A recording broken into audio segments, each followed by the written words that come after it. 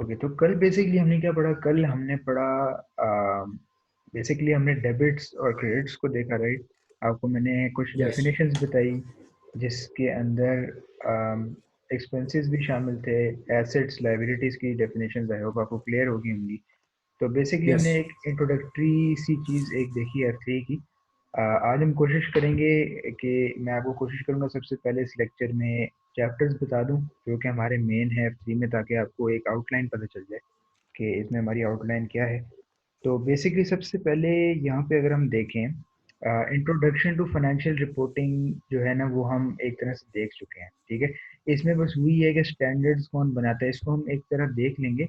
इसमें आप जो है ना काफ़ी स्टैंडर्ड्स नोट करेंगे। अगर मैं यहाँ पे आपको बताऊँ, फॉर एग्जांपल, ये वाला जो स्टैंडर्ड है हमारा, इंटेंजिबल जी। एसेट्स, आप देख रहे होंगे, इसको कहते हैं IS 38, राइट? तो ओके। ये एक स्टैंडर्ड्स हैं हमारे। IAS basically means international accounting standards, ठीक है। ठीक तो है। स्टैंडर्ड्स जो है बेसिकली इसको काफ़ी एक इंटरेस्टिंग कर देते हैं, तो या मैं लिख भी देता हूँ, IAS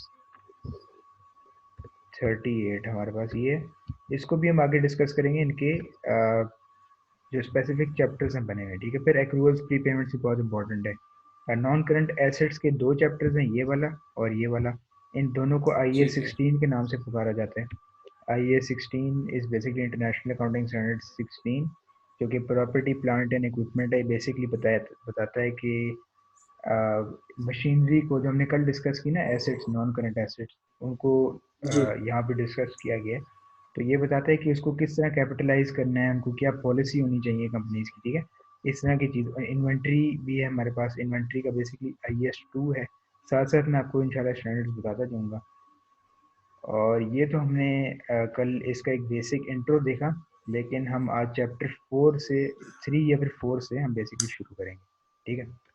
ठीक है सर। तो ये हमारा बेसिकली ओवरव्यू था। इसमें कंट्रोल अकाउंट रिकंसिलिएशन जैसा आपको बताया, बैंक रिकंसिलिएशन। चैप्टर 13 हमारे पास है capital structure and finance cost, company debt और इक्विटी किस तरह रहती है। इसमें बेसिकली इक्विटी का ज़्यादा वो किया हुआ है कि कंपनी इक्विटी से कैसे शेयर्स वगैरह इशू करके फाइनेंसिंग हासिल करती है, हमने कल भी डिस्कस किया। तो ये एक चैप्टर है payable provision and contingent liabilities, जिसके अंदर IS 37 का हमें इसमें देखने को मिलता है। इसके अंदर हम आगे डिस्कस करेंगे कि एक लाइबिलिटीज होती हैं और एक कंटिजेंट लाइबिलिटीज होती हैं। फिर हमारे पास ट्रायल बैलेंस है और बेसिकली फाइनेंशियल स्टेटमेंट्स के हमारे पास ये सारे चैप्टर, ठीक है। और इसमें ठीक है। कंसोलिडेशन सबसे इम्पोर्टेंट आती है हमारे पास। तो जल्दी से चैप्टर 4 को मैं यहाँ पे ओपन कर लेता हूँ। इनफैक्ट चैप्टर 3 से हम लोग शुरू करते हैं, तो ताकि ठीक आपको है ज़्यादा सर। क्लियर हो जाए कि double entry book keeping originally है क्या, और इसको हम लोग कंटिन्यू करते हैं।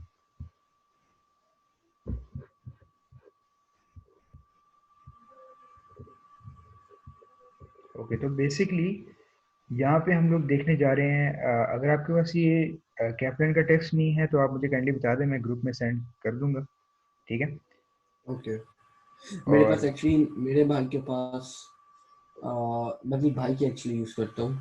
अच्छा अच्छा, उसके सही। पास जो है ना एग्ज़ाम किट और जो स्टडी किट है जी जी, वो उसके पास बीबीपी की है। Right right. चलिए मैं आपको सेंड कर दूंगा ग्रुप में, कोई इशू नहीं, ठीक है। ठीक है सर। तो अभी आप इसी से समझें, आपको इस इधर से ही समझ आ जाएगी। जब एडवांस टॉपिक पढ़ेंगे फिर आपके पास बुक होनी चाहिए, वो मैं क्लास के बाद इंशाल्लाह सेंड कर दूँ, ठीक है। ठीक है। तो बेसिकली यहाँ पे अगर हम देखें तो कुछ बिजनेस ट्रांजैक्शंस की यहाँ पे हमें हिस्ट्री बताई गई है, ठीक है। जैसे मैंने आपको कल बताया कि हर बिजनेस जो है वो किसी ना किसी तरह परचेज कर रहा होता है, किसी तरह सेल कर रहा होता है, ठीक है। सेल्स तो उसकी नॉर्मल होती हैं, परचेजेस उसकी होती है रॉ मटेरियल्स, इन्वेंट्रीज वगैरह में, ठीक है। इस तरह की जो परचेज कर रहा होता है, यहाँ पे बेसिकली इसकी एक तरह की साइकिल बताई हुई, ठीक है। सबसे पहले हमारे पास ठीक क्या है। क्रिएट होता है? सबसे पहले हमारे पास कोटेशन क्रिएट होती है, ठीक है।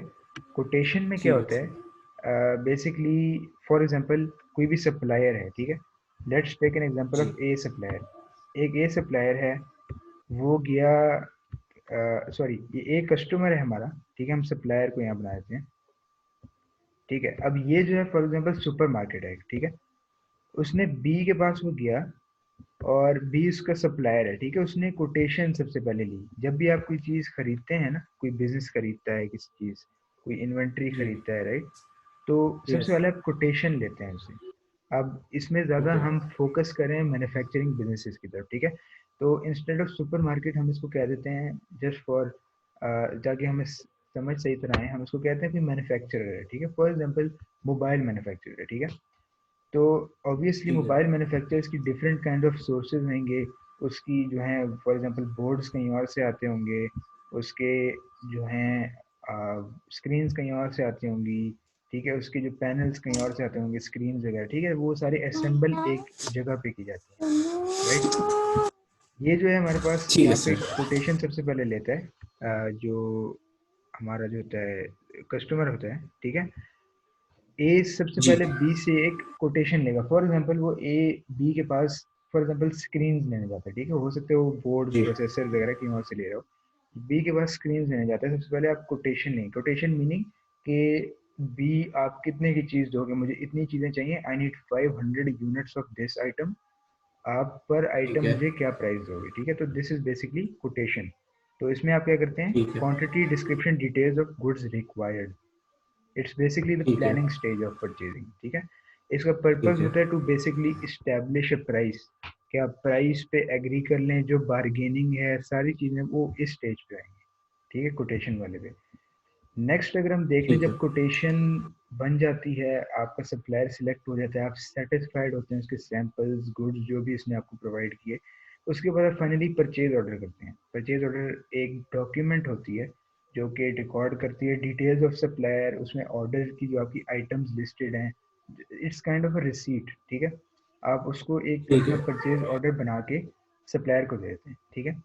तो इट इज ठीक सेंड है। To supplier as request for supply, कि आपने कोई चीज़ लेनी है, आप परचेज के लिए एक परचेज ऑर्डर देंगे, एक डॉक्यूमेंट देंगे जिससे सप्लायर को पता चलेगा कि आपको चाहिए क्या चीज़, ठीक है? नेक्स्ट चीज़ हमारे ठीक है। पास सेल्स ऑर्डर आता है, ठीक है? अब सेल्स ऑर्डर जो है वो बेसिकली जो ऑब्वियसली आपको सप्लायर है वो देगा, क्योंकि सेल आपकी नहीं हुई, सेल सप्लायर की है, राइट? क्योंकि आपने तो उससे चीज़ें परचेज की हैं। तो सेल्स ऑर्डर वो आपको बना के देगा, दिस इज, हम इसको कह सकते हैं कि रिसीट है, ठीक है? जो आपको रिसीट मिलती है, आप किसी भी सुपरमार्केट जाते हैं, कोई भी चीज़ लेने जाते हैं, कपड़े लेने जाते हैं, ठीक है? वो आपको जी। एंड में काउंटर पे रिसीट देते हैं, तो this is basically sales order, ठीक है?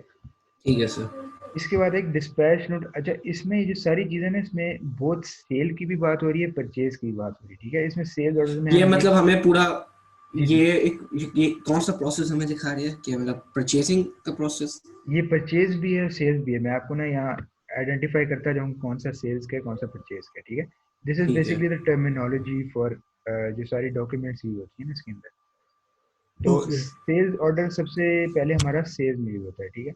तो सेल्स ठीक है। ऑर्डर मीनिंग के जो भी आपका कस्टमर है, रिसीवेबल जो आपको बनता है, वो आपको उसकी चीज़ें सेल हुई है, राइट? तो वो जी। रिसीवेबल को सेल्स ऑर्डर देगा, जो कि कस्टमर के लिए एक रिसीट टाइप है, ठीक है? इसको हम आगे डिटेल में डिस्कस करेंगे। अब दो चीज आती है यहाँ पे, दो चीजें, this is actually linked with sales and this is linked with purchases, ठीक है? क्योंकि नाम से ही पता चल रहा है, हम इसको देख लेते हैं। डिस्पैच नोट, ठीक है? गुड्स डिस्पैच नोट भी कहते हैं इसको, जीडीएन कहते हैं, ठीक है? ये दो टर्मिनोलॉजीज आगे पूरे F3 में काफी इस्तेमाल होने हैं, ठीक है?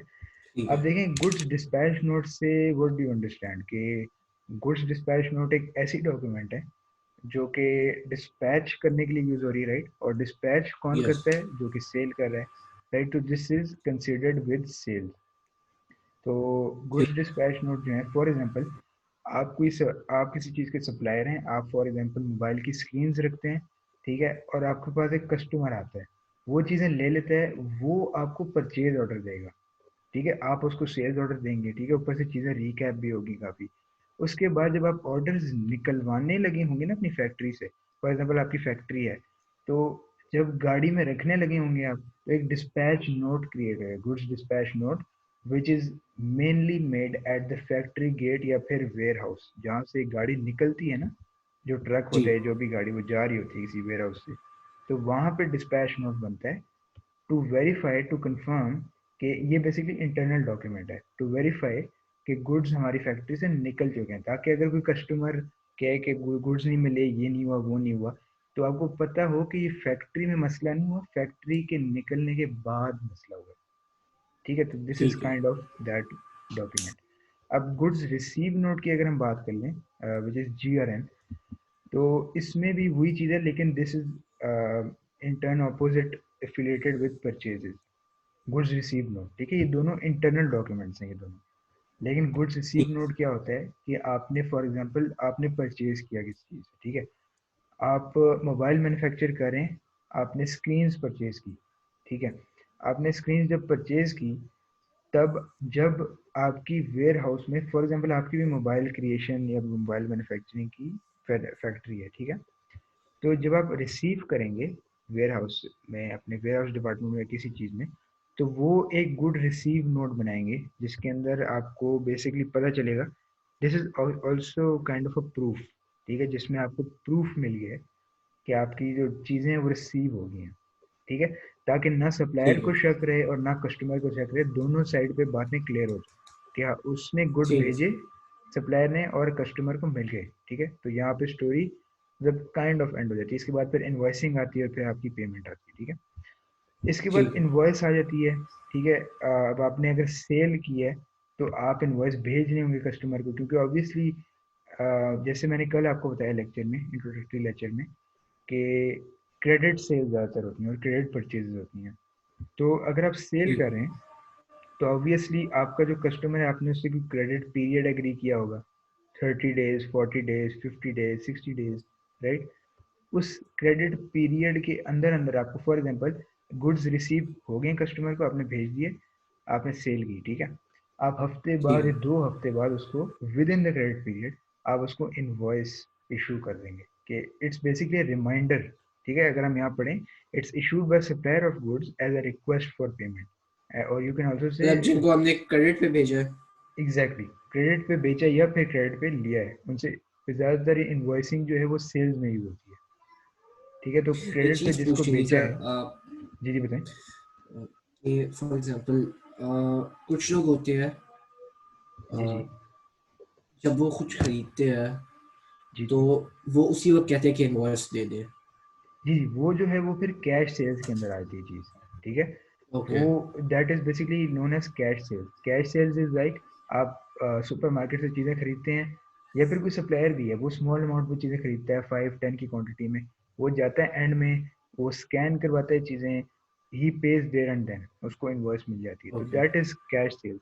बट 99% ऑफ केसेस और 95% of the cases in the financial world, in the corporate world, purchases और सेल्स जो है वो क्रेडिट पे की जाती हैं, ठीक हो गया। ठीक है तो सर। इनवॉइस में फॉर एग्जांपल सेल्स हम कर रहे हैं किसी को, तो आप 7 डेज बाद, 14 डेज बाद एक बेसिकली रिमाइंडर होता है कि मैं रिमाइंड करवा रहा हूँ कि आप हमें पेमेंट कर दें, ठीक है। अब इसमें कुछ एक्सट्रीम सिनेरियोज होते हैं जो आपको हो सकता है कोई कस्टमर आपको रिप्लाई ना करे या पेमेंट ना करे, उसके लिए भी कुछ प्रोसेसेस हैं, वो हम आगे रिसीवेबल्स और पेबल्स वाले चैप्टर में पढ़ेंगे, ठीक है। ठीक है नेक्स्ट सर। हमारे पास स्टेटमेंट आ जाती है, ठीक है, statement is basically also reconciling document. इसमें बेसिकली क्या होता है कि ये बेसिकली सप्लायर से इशू होती है, ठीक है, सप्लायर इसको इशू करता है, और आपका ये बेसिकली परचेजेस से ज़्यादा एफिलिएटेड है। तो आपने परचेज की, ठीक है, आपने क्रेडिट पीरियड एग्री कर लिया, ठीक है, अब क्रेडिट पीरियड एंड हो जाता है, ठीक है, ठीक है। 30 डेज, एक महीना, 40 दिन एंड हो जाते हैं। उसके बाद जो है आप सप्लायर स्टेटमेंट्स जो हैं वो काफ़ी चीज़ों में हेल्प करती हैं, they help in audit of the statements, आगे आप पेपर एफ8 में पढ़ेंगे, ऑडिट एंड एश्योरेंस में, कि जो है ऑडिटर्स चेक करते हैं कि सप्लायर स्टेटमेंट सही हैं कि नहीं, because it's all about reconciling the items, ताकि कोई मिस्टेक का खदशा ना रहे, ठीक है। तो ठीक है sir. Supplier statements are basically कि सप्लायर आपको बताता है, जैसे कल भी आपको लेक्चर में बताया, कि इतनी चीज़ें आपने परचेज की, इन चीज़ों की आपने पेमेंट कर ली, वो ब्रैकेट में माइनस में लिख देते हैं, और जो एंड में रिजल्ट आता है ना, that is to be payable, ठीक है, टू द ठीक है। सप्लायर। तो वो supplier it is also kind of invoice, but it's like reminder के लिए एक सप्लायर स्टेटमेंट कहा जाता है, ठीक है। ठीक है सर। नेक्स्ट हमारे पास क्रेडिट नोट आए थे और डेबिट नोट, इसको हम आगे जाके डिस्कस करेंगे क्योंकि यहाँ पे कंफ्यूजन हो जाएगी। This is basically associated with return of goods, ठीक है, तो ठीक है। इसको हम यहीं पे पार कर देते हैं, इसको हम बाद में डिस्कस करेंगे। इसके बाद रेमिटेंस एडवाइस आती है, this is basically the opposite of supplier statement, but it's क्योंकि ये सेल से एफिलिएटेड है इसीलिए मैंने ऑपोजिट कहा। तो उसमें सप्लायर हमें भेज रहा था, इसमें हम सप्लायर को भेज रहे हैं, ठीक है। तो ठीक है। सप्लाई, दिस इज बेसिकली आप कहते हैं reply to the supplier statement. वो कैसे, वो ऐसे कि सप्लायर स्टेटमेंट आपको मिली, ठीक है, आपने इसको देखा, आपने रिकनसाइल किया कि अच्छा हमारा पेबल ये बन रहा है, उनका जो है रिसीवेबल ये बन रहा है उनके हिसाब से, ठीक है, सप्लायर के हिसाब से। रेमिटेंस एडवाइस में आपके कहते हैं अच्छा हमने इतना पे करना है आपको, ये हम इस वक्त कर देंगे, तो ये बेसिकली रिप्लाई होता है, ठीक है। इसको भी आगे जाके हम डिटेल में डिस्कस करेंगे। और ठीक रिसीट है होता सर। है eight the and when the company has a payment received, ठीक है। तो ये यहाँ पे आके ये साइकिल एंड हो जाती है, ठीक है। इसको आगे जाके इंटरेक्टिवली भी डिस्कस करेंगे, लेकिन अभी के लिए ये समझना काफ़ी है, ठीक है।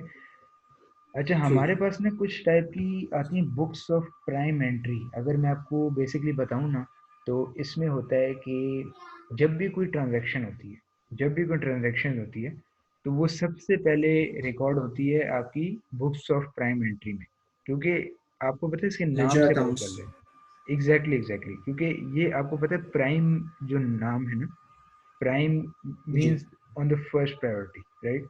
तो सबसे पहले ठीक आपका है। इसमें जो है ट्रांजैक्शन रिकॉर्ड होती है, और इसके बाद जनरल लेजर में जाती है, ठीक है। तो बुक्स ऑफ प्राइम एंट्री ठीक। आर बेसिकली, ये हमारी सारी टाइप्स हैं यहाँ पे जो दी हुई है। तो इसमें हमारे पास बेसिकली 7 टाइप्स आती हैं। तो वन इज ठीक सेल्स है। डे बुक, और इसी के साथ फिर sales return. Then there is purchase day book, इसी के साथ there is purchase return. And then the three other ones are cash book, petty cash book and journal, ठीक है। वन बाय वन इसको भी डिस्कस कर लेते हैं। तो सेल्स डे बुक आपको जैसे पता है, इट्स ठीक है बेसिकली सर। आप कह सकते हैं कि सारी क्रेडिट सेल्स जो है वो इसमें सबसे पहले रिकॉर्ड होती हैं, ठीक है। और क्योंकि यहाँ पे क्रेडिट और परचेज, जो परचेज हैं दोनों क्रेडिट की बात हो रही है, तो जैसे कि मैंने आपको सर पहले भी आपकी बताया। एक्चुअली आवाज़ कट रही है थोड़ी। एक मिनट रुकिएगा, अब ठीक आ रही है? अभी सही है अब्दुल्ला? हेलो। ओके। जी अब ठीक है? आवाज़ आ रही है अब्दुल्ला? जी हेलो। जी सर। जी आ रही है, ओके, सही है। जी आ रही है सर, आ रही है। ठीक है ठीक है। तो इसमें बेसिकली हमने क्या कहा कि सेल्स डे बुक में हमारे पास क्रेडिट सेल्स सारी रिकॉर्ड हो रही होती है, ठीक है। तो फॉर एग्जांपल एक टाइप ऑफ बुक होती है जिसके अंदर सीरियल नंबर का कॉलम एक बना होता है, फिर डिस्क्रिप्शन का एक कॉलम होता है, और आखिर में यहाँ पे जो है अमाउंट आ रही होती है, ठीक है, इस वाले सेक्शन में। तो ठीक है सर। यहाँ पे बेसिकली रिकॉर्ड हो रही थी क्रेडिट सेल्स, कि आपने जो सेल्स की वो कितनी हुई टोटल, ठीक है। और इस ये भी बेसिकली रिकनसाइलिंग में आखिर में हेल्प करता है। परचेज डे बुक भी इसी तरह है, सारी क्रेडिट परचेज आपकी इसमें रिकॉर्ड होती हैं, ताकि we have a track, company के पास एक ट्रैक हो कि ये हमारी परचेजेस हैं फॉर द होल पीरियड, ठीक है। सेल्स रिटर्न डे बुक भी ऐसी है, जो रिटर्न्स आपको आए हैं कस्टमर से, जो कस्टमर कंप्लेंट्स हैं जिनमें रिप्लेसमेंट्स हुई हैं, तो वो आपको जो ख़राब वाली चीज़ें वापस मिली होगी, राइट। तो सेल्स रिटर्न डे बुक में ये चीज़ आई थी। Purchase return day book is also the same. आपने कोई परचेज की, आपने, आपको कोई गलत चीज़ रिसीव होगी, और आपने गुड्स रिसीव नोट में लिखा कि हमें ये चीज़ गलत रिसीव हुई है, and then you give it back, ठीक है, टू द सप्लायर। और उसकी ठीक है। अमाउंट जो है वो बाद में कहीं ना कहीं एडजस्ट हो जाती है। डेबिट नोट और क्रेडिट नोट इसी से एफिलिएटेड है, वो हम आगे जाके डिस्कस करेंगे, ठीक है। कैश बुक में सारी बैंक ट्रांजैक्शंस ठीक है। होती हैं। कैश बुक फॉर एग्जांपल आपने, हो सकता है कोई एम्प्लॉय की वेजेस दी हों, सैलरी दी हो, कोई मोटर एक्सपेंसेस हों, कोई रेंट एक्सपेंस हो, ठीक है, सारी इस तरह की चीज़ें कैश बुक में आती हैं। Petty cash book is also another concept. Petty cash I think शायद आपने ठीक पहले है। सुना हो कि petty cash is basically a small जी सर। Cash reserve, right. तो इसमें क्या होता है कि कोई चाय का एक्सपेंस हो गया, कोई बिस्किट का एक्सपेंस हो गया, कोई छोटी मोटी चीज़, कोई एम्प्लॉय की गाड़ी अवेलेबल नहीं थी, तो आपने एम्प्लॉय को फॉर एग्जांपल आज का वो दे दिया, फेयर दे दिया, टैक्सी फेयर दे दिया, ठीक है, ऑफिस आने का। इट मतलब इज़ लाइक, छोटे छोटे छोटे एग्जैक्टली, एक्सपेंसेस। बिल्कुल बिल्कुल एग्जैक्टली, छोटे एक्सपेंसेस को पेटी कैश कहते हैं, ठीक है। कोई आपको बहुत पुराना ठीक है। फ्रेंड आ गया आपके ऑफिस में, आपने उनके साथ खाना खाया, चाय पी, ठीक है, इस तरह के छोटे एक्सपेंसेस पेटी कैश बुक में रिकॉर्ड होते हैं। और ठीक है इसका भी सर। एक अलग चैप्टर है, ये भी काफ़ी एक इंटरेस्टिंग टॉपिक है हमारे पास। आखिर में आते हैं the journal. This is basically called journal है। इसके अंदर बेसिकली सारी ये जो चीज़ें हमने डिस्कस की है ना, सेल्स डे बुक से लेके पेटी कैश बुक तक, इसके अलावा जी सारी चीज़ें द जर्नल में आती हैं। अब फॉर एग्जांपल क्या हो सकता है इसमें, डेप्रिसिएशन हो सकती है, ठीक है, जो कि हम आगे जाएंगे, जो वेयर एंड टेयर होता है ना नॉन करंट एसेट का, जी जी जी डेप्रिसिएशन हो जी। सकती है। कोई नया एसेट परचेज किया है, कोई आपने गुडविल पे अमोर्टाइजेशन लगाई है, ठीक है, कोई इनटेंजिबल एसेट है, इस तरह की चीज़ें जर्नल में रिकॉर्ड होती हैं। And at the end of the day ठीक है obviously they have to go into their respective accounts, non current asset account है, एक्सपेंस अकाउंट है, इस तरह की चीज़ें। ठीक ठीक हो है गया। सर। तो यहाँ तक अगर कोई क्वेश्चन है आपका तो आप पूछ सकते हैं।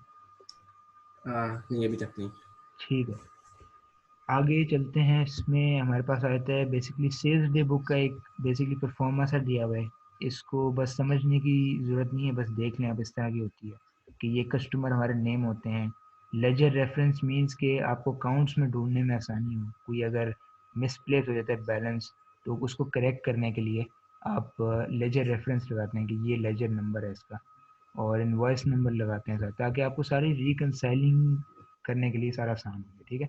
और ऑब्वियसली यहाँ ठीक है पे सर। टोटल होता है जो कि आपकी रिकनसाइलिंग में अगेन हेल्प करता है। परचेज डे बुक भी ऐसे ही है, सप्लायर के नाम आते हैं, सेम चीज़। और इसके अलावा हम देख लें नीचे, तो पेटी कैश की थोड़ी सी बात है। अब जर्नल में आपको बताया मैंने, ये चीज़ें आती हैं बेसिकली, डेप्रिसिएशन होगी, ठीक है, इरिकवरेबल डेट हो गया, bad debt, when some receivable, for example एक रिसीवेबल आपने क्रिएट किया, 60 डेज उसको क्रेडिट पीरियड आपने दिया, 60 से 90 डेज हो गया, आपने कहा चले 10-15 डेज और देख लेते हैं, 110 डेज हो गए, उसने पेमेंट नहीं की, आपने उससे कॉरेस्पॉन्ड कर लिया, आपने टेलीफोन कॉल की, अब उसके घर विजिट किया आपने, उसने फिर भी नहीं लिया, तो that means that he is gone either bankrupt और is going into going concern difficulties. We will also discuss ठीक है this in F3। Going concern is basically the assurity of the business operating in the next 12 months, ठीक है। तो इसको भी हम ठीक है डिस्कस करेंगे। तो अगर आपने बैड डेट राइट ऑफ किया है वो भी इसमें आएगा, क्लोजिंग इन्वेंट्री, एक्रूवल्स, प्री पेमेंट्स, ये भी हम आगे डिस्कस करेंगे, ठीक है। कोई आपने नया एसेट लिया या फिर बेचा, ठीक है, एक्विजिशंस एंड डिस्पोजल्स, ये भी इसके अंदर आएंगे। Okay sir. अब थोड़ी सी ऐसा करते हैं, एंट्रीज की बात कर लेते हैं कि हमारे ठीक पास है एंट्रीज किस तरह होती हैं। लेकिन उससे पहले हम यहाँ पर डिस्कस करना चाहेंगे जो मेन चीज़ है पूरे F3 की, that is this accounting equation. क्योंकि अगर आपको ये समझ आ गया तो फिर आपसे एंट्रीज और जनरल अकाउंट्स इजीली क्रिएट हो जाएंगे, ठीक है। ठीक है सर। तो अकाउंटिंग इक्वेशन में क्या होता है हमारे पास, दिस इज एक्चुअली जो हमारी बैलेंस शीट है, स्टेटमेंट ऑफ फाइनेंशियल पोजीशन जिसको कहते हैं, और हमारे पास जो statement of profit and loss है, इनकम स्टेटमेंट जिसको कहते हैं, ठीक है जिसका पुराना नाम था, that is all based, in fact whole accounting world is based on this, ठीक है। तो इसमें क्या ठीक चीज़ है, this actually means that assets is equal to equity plus liabilities, right. तो अब एसेट्स ठीक है में क्या चीज़ आती है, एसेट्स में बोथ नॉन करंट भी आ जाते हैं, करंट भी आ जाते हैं, जैसे हमने कल डिस्कस किया, राइट। ठीक है और इक्विटी में आपको मैंने बताया, एक तो कैपिटल आता है ईदर फ्रॉम शेयर्स और from debt, non current debt हो गया आपका, लोन हो गया बैंक लोन, शेयर्स हो गए, ठीक है। इक्विटी में वो आ जाता है, प्लस लाइबिलिटीज, लाइबिलिटीज में ऑब्वियसली लोन्स भी आते हैं और भी चीज़ें आती हैं, जैसे पेबल्स हो गए आपके, ओवरड्राफ्ट हो गया, राइट, हमने जो कल चीज़ें डिस्कस की थी। और एसेट्स में, करंट एसेट्स में जो है वो फर्दर जो हमने कल अगेन डिस्कस की वो आ जाती हैं, फॉर एग्जांपल ठीक है sir. Receivables and cash balance, bank balance, inventory, ठीक है, इस तरह की चीज़ें। तो ये आपको याद करने की बहुत ज़रूरत है, क्योंकि ये आगे भी काम आएगी equation, assets is equal to equity plus liabilities. अगर आपने इसको नोट करना है आप नोट भी कर सकते हैं, ठीक है ठीक सर। है। कर लिया। सही है। तो बेसिकली काफ़ी क्वेश्चंस F3 में इस तरह के भी आते हैं, बेसिक जो होते हैं, जो कि हेल्प करते हैं, बेसिकली इस इक्वेशन पे बने होते हैं। तो उसमें आपको कुछ पर्टिकुलर्स दिए होते हैं कि आपको कुछ एसेट्स दिए होते हैं, कुछ इन्वेंट्री दी होती है, कुछ लोन की इंफॉर्मेशन दी होती है, ठीक है। और वो आपको इस इक्वेशन में पुट इन करनी पड़ती है। एंड वन मोर थिंग, जो मेन चीज है कि these assets need to be equal to these both. तो इसका मतलब है यस कि सर, अगर यस यहाँ 10 है तो इन दोनों का सम भी 10 आना चाहिए, ठीक है, because we have to yes, balance both sides. ये जो है ठीक ना है सर, कॉन्सेप्ट, आपको statement of mathematics, financial position जब हम पढ़ेंगे ना तो आपको ज़्यादा ओके, बेहतर समझ आएगा and it will make more sense ठीक टू है, देट, ठीक है। ठीक तो है ये सर, हमारे पास अकाउंटिंग इक्वेशन आ गया। यहाँ पे हम 2 to 3 मिनट्स की ब्रेक लेते हैं अजान की वजह से, ठीक है, और हम इस ठीक है एग्जाम्पल सर, को फिर डिस्कस करते हैं, ठीक है। ओके, ओके, सो ये एग्जाम्पल डिस्कस करते हैं जिसके अंदर है कि एक न्यू बिजनेस है, उसने फर्स्ट 5 डेज में ये ट्रांजेक्शन्स की, ठीक है। तो डे वन ठीक पे है, उसने क्या किया कि उसने ये कमेंस बिजनेस इंट्रोड्यूसिंग 1000 कैश, ठीक है। तो over here I would like to introduce you to the very first F3 की, जिस तरह जनरल एंट्रीज की जाती हैं, ताकि आपको ज़्यादा क्लियर हो कि आगे हमने क्वेश्चंस किस तरह अटेम्प्ट करने हैं, ठीक है। ठीक है, डे टू पे उसने एक मोटर कार परचेज की, राइट। तो मोटर कार आपके दिमाग में आ रहा होगा कि नॉन करंट एसेट है, right, and it is to be ठीक है, कैपिटलाइज्ड, राइट। तो उसने 400 कैश की मोटर कार ली। तो इसका मतलब है कि there is no bank associated over here. I am just telling you कि आपने एग्जाम में पॉइंट्स किस तरह पिक करना है, ठीक है। अगर यहाँ बैंक लिखा होता तो obviously we would have posted a credit entry to bank, लेकिन यहाँ पे हम कैश को करेंगे। तो इसको हम नीचे डिस्कस ठीक है, करते हैं। डे 3 पे he obtained $1000 loan to finance the business obviously. तो ये भी हमारी एक लाइबिलिटी को इंक्रीज करेगा, बैंक लोन को। और डे 4 पे ठीक उसने है, परचेज किए गुड्स जो कि थे 300 कैश के, ठीक है। कैश गुड्स उसने परचेज किए, मतलब कैश परचेज थी उसकी। डे 5 पे उसने सारे गुड्स जो परचेज उसने किए थे डे 4 पे, उसने 400 के बेच दिए क्रेडिट पे। तो फॉर एग्जांपल इसमें आपको पता चल रहा होगा कि 300 के उसने लिए, 400 के उसने बेचे, तो there is 100 profit element over here, right. तो ठीक है सर, ये हमारा एग्जाम्पल थी। तो लेट्स डिस्कस कि इसने किस तरह इसको ट्रीट किया है। तो बेसिकली हमने इसमें effect on the accounting equation बताना है, ठीक है, जो हमने ऊपर पढ़ी, राइट। तो ये इक्वेशन आपको हर जगह मिलेगी यहाँ पे। तो इसमें क्या हुआ, डे 1 में बिजनेस ने क्या किया, यहाँ पे कमेंस किया उसने $1000 कैश, ठीक है। अच्छा, अब उसने, इसका क्या मतलब हुआ कि एसेट से उसकी 1000 डिडक्ट हुए होंगे, राइट, क्योंकि यस, उसने 1000 कैश इन्वेस्ट की थी, ठीक है। ठीक है, ये इसको इस तरह आप ले लें just to make it clear कि यहाँ पे उसने बेसिकली 1000 कैश इंट्रोड्यूस किया है बिजनेस वाले अकाउंट में, ठीक है। हो सकता है उसका एक अलग से कैश का हेड रखा हो उसने, जो कि बिजनेस कहलाता हो, बिजनेस के नाम से। और इक्विटी में ऑब्वियसली, इक्विटी हमने हमने क्या कहा कि कैपिटल इसमें आता है, ठीक है। तो उसने इक्विटी को भी 1000 से इंक्रीज कर दिया। तो टर्न्स आउट कि ये दोनों इक्वल होगी, ठीक है। लाइबिलिटी यहाँ कुछ आनी नहीं है, क्योंकि यहाँ सिर्फ कैपिटल ट्रीट हुआ है और कैश में इंक्रीज आया, ठीक है। ठीक है, ये डे 1 की हमारी एंट्री होगी। Now let's move to day 2। Day 2 पे उसने क्या किया, he bought a motor car for 400 cash, ठीक है। उसने 400 की मोटर कार परचेज की। तो this is considered as an asset, ठीक है। अच्छा, अभी ये पिछली वाली ना एंट्रीज को लेते हुए चल रहा है। So this is basically an accumulative equation जो कि आगे चलती जाती है, ठीक है। ठीक है तो सर, 1000 वाली पहली लाइन तो पिछली डे 1 की आ गई। डे 2 की जो है हमारे पास ये है, ठीक है। अच्छा, अब इसने 400 माइनस 400 क्यों किया है, लेट्स डिस्कस दिस। अब देखें, एसेट जो है वो यहाँ आता है, ठीक है, लेकिन आप देख रहे होंगे कैश भी यहाँ आता है, ठीक है। तो उसने क्या किया, एक तरफ उसने एसेट तो परचेज किया ही किया है, विच इज द जी, मोटर कार, राइट। एंड उसने करंट एसेट से कैश भी लगाया है, राइट। तो यस, 400 ऐड भी हुआ, 400 माइनस भी हो गया, ठीक है। ठीक है I sir, hope you understood the knowledge. तो यहाँ पे क्योंकि उसका 400, एसेट ही है, एग्जैक्टली एग्जैक्टली, उसने एसेट एक एसेट ही परचेज है, किया और और एक कैश एसेट भी। कैश भी एसेट है, तो वो भी माइनस कर है उससे, दैट्स राइट एग्जैक्टली। तो यहाँ नेट इफेक्ट क्या आया, विच इज जीरो। तो ठीक है, zero is equal to zero, ठीक है। यहाँ भी कोई चेंज नहीं आया, क्योंकि नीदर ठीक इट है, was equity nor it was liabilities. तो ठीक नेक्स्ट है, पे चलते हैं। डे 3 ऑब्टेन्ड $1000 लोन, ठीक है। यहाँ पे क्या होगी हमारी एंट्री, क्योंकि पहले तो इफेक्ट 0 आ रहा था। अच्छा, लोन लिया है तो एसेट उसके अंदर 1000 आएंगे क्योंकि कैश इंक्रीज हो रहा है और फिर लाइबिलिटी 1000 से increase हो रही है। एग्जैक्टली दैट्स राइट, बिल्कुल बिल्कुल। क्योंकि देखें एसेट्स में उसके पास कैश अकाउंट में आ रहा है क्योंकि उसने कैश में किया विड्रॉ, और लाइबिलिटीज में उसका बैंक लोन उसने लिया, तो यहाँ पे दैट्स इंक्रीजिंग। ठीक है, तो दोनों ठीक साइड जो है वो इक्वल होगी, 1000 इज इक्वल टू 1000। ठीक है और सर। डे 4 में क्या हुआ, purchase goods for 300 cash, right. इसमें क्या एंट्री यस सर। बनेगी, um, इसने आई थिंक यहाँ पे टोटल किया है, राइट। तो इसमें क्या होगा कि 300 इसने कैश के परचेज किए, तो यहाँ पे उसने नेट इफेक्ट बताया हुआ, लेकिन यहाँ पे होना क्या चाहिए कि परचेजेस जो है ना हमारी, वो आती हैं इन्वेंट्री को इंक्रीज करने के लिए, राइट।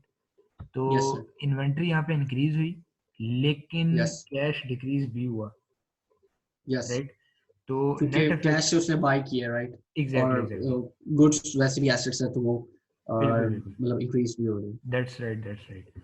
और इक्विटी में तो इसने यहाँ पे एक्सप्लेनेशन भी बताई हुई है कि purchase represents the requisition of a new asset, मतलब इन्वेंट्री उसने इंक्रीज की, ठीक है, and a correspondence reduction in the bank account, तो नेट इफेक्ट 0 आ गया।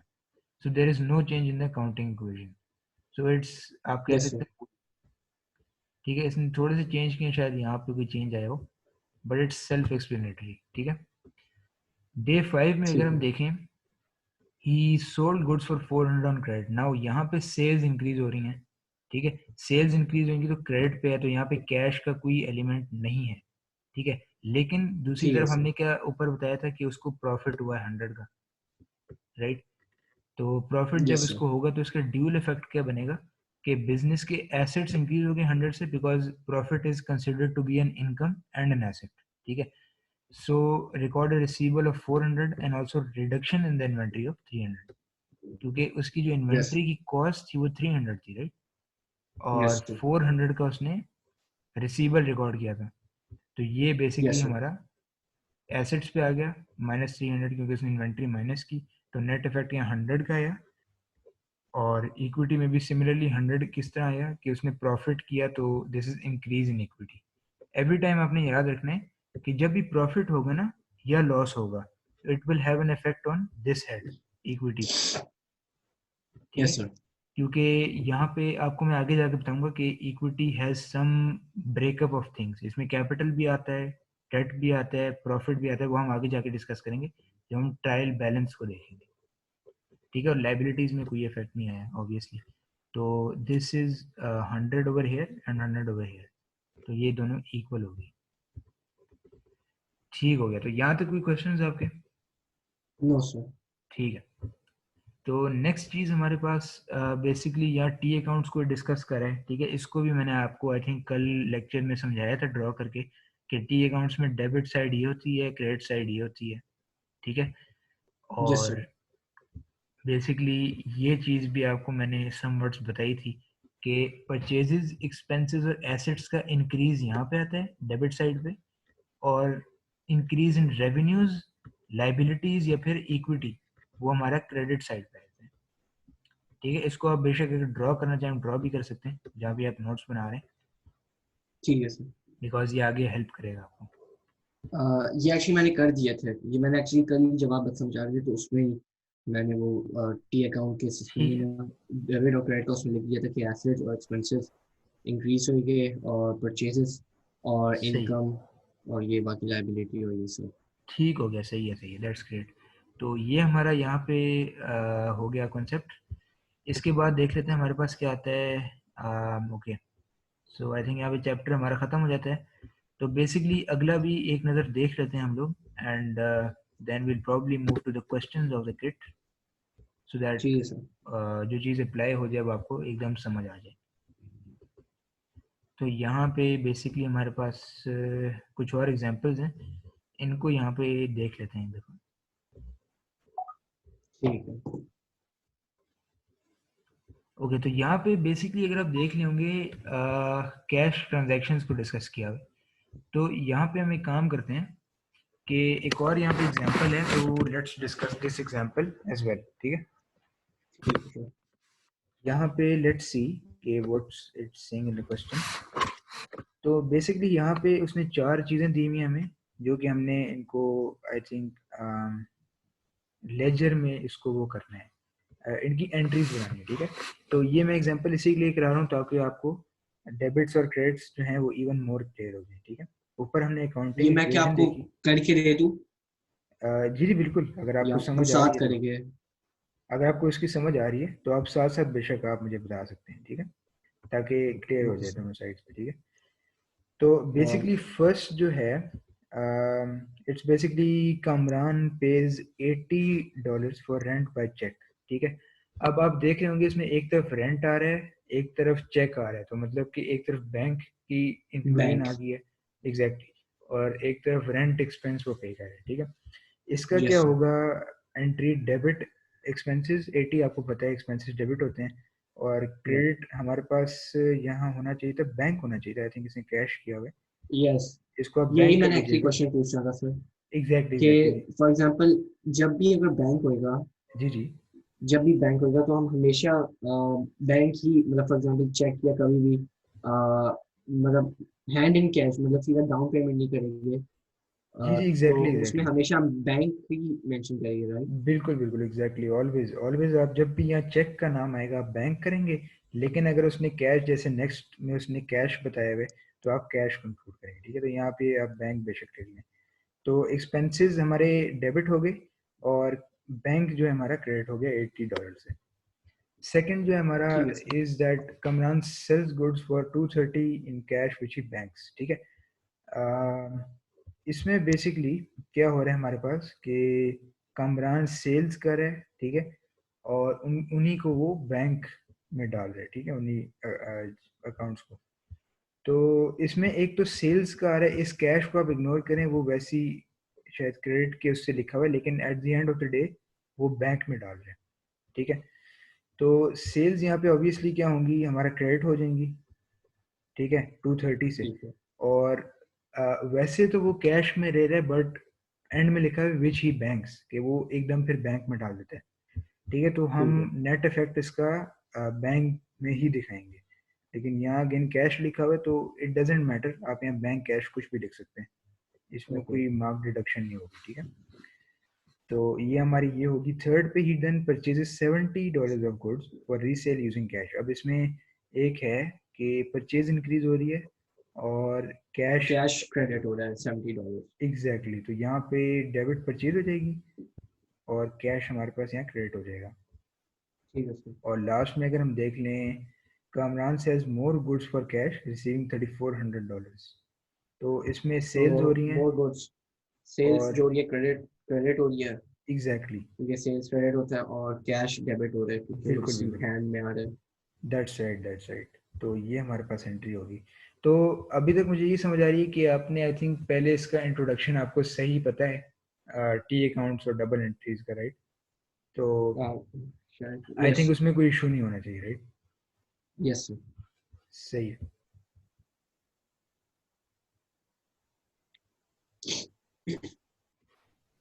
सही है।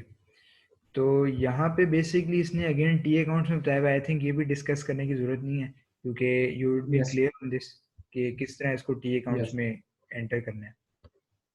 सही हो गया, यस राइट। यस। ठीक है। अब नेक्स्ट में इसमें आप देख रहे होंगे ज़्यादातर कैश ट्रांजैक्शंस थी, ठीक है, इस एग्जांपल में। यस लेकिन सर। यहाँ पे नेक्स्ट हमारे पास क्रेडिट आ रही है, इनका भी सेम ट्रीटमेंट है, तो आई थिंक इनको भी डिस्कस करने की ज़रूरत नहीं है। वही जो चीज़ ठीक हमारी है। परचेजेस में हो रही है वो पेबल में होगी, जो हमारी सेल्स हो रही है यस। वो रिसीवेबल्स हो जाएंगी, right. Yes sir. Because we are not actually receiving cash अभी, हम बाद में क्रेडिट पीरियड के बाद उनसे रिसीव करें। ठीक है सर। ठीक हो गया।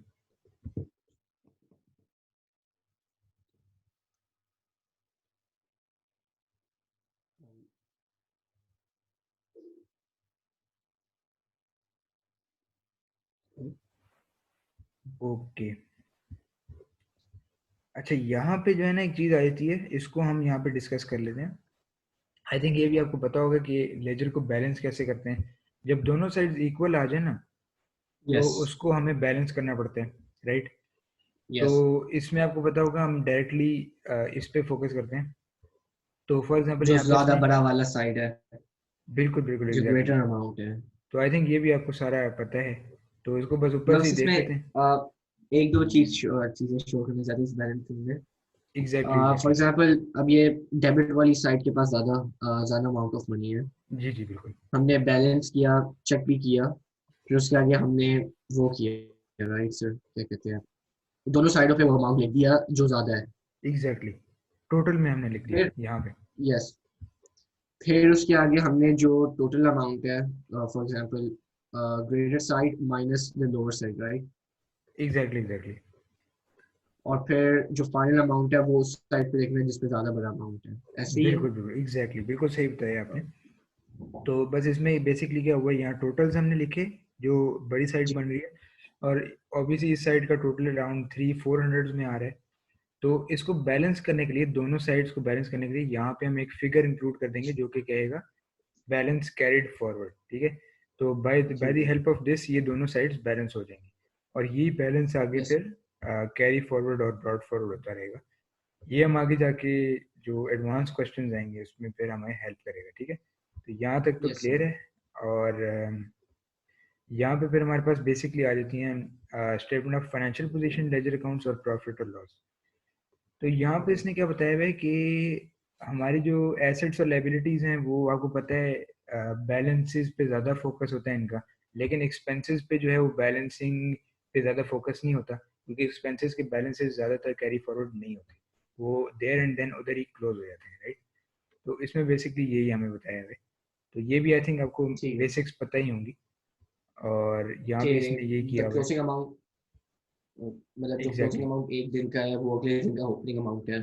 बिल्कुल बिल्कुल, एसेट्स और लाइबिलिटीज में ये केस होगा, लेकिन जो एक्सपेंसेस हैं फॉर एग्जांपल परचेजेस और सेल्स वगैरह, उनका थोड़ा जी। डिफरेंट सिनेरियो होगा, ठीक है। तो ओके ये सर। हमारे अराउंड 2 चैप्टर्स अभी हमारे यहाँ फिनिश हो जाते हैं, ठीक है। नेक्स्ट चैप्टर अगर हम देख लें, उसको इंट्रो कर लें अगर हम, तो वो हमारे पास बहुत इंटरेस्टिंग चैप्टर है। आई थिंक आपने यहाँ से जो मेन F3 है, पहले तो आपने चीज़ें I think O levels A levels में पढ़ी होंगी, लेकिन यस यस। रिटर्न्स डिस्काउंट्स हो गया, सेल्स टैक्स की नई चीज़ आती है, तो वो यस। हम इंशाल्लाह कंटिन्यू करेंगे नेक्स्ट क्लास में। और यहाँ तक आई ओके। थिंक आपके लिए बहुत है अभी, क्योंकि ये चीज़ आप रिवाइज करें जो आप आज हमने पढ़ी हैं। ठीक और है सर। इसके अलावा जो भी आपको क्वेश्चंस होते हैं वो आपको ग्रुप प्रोवाइड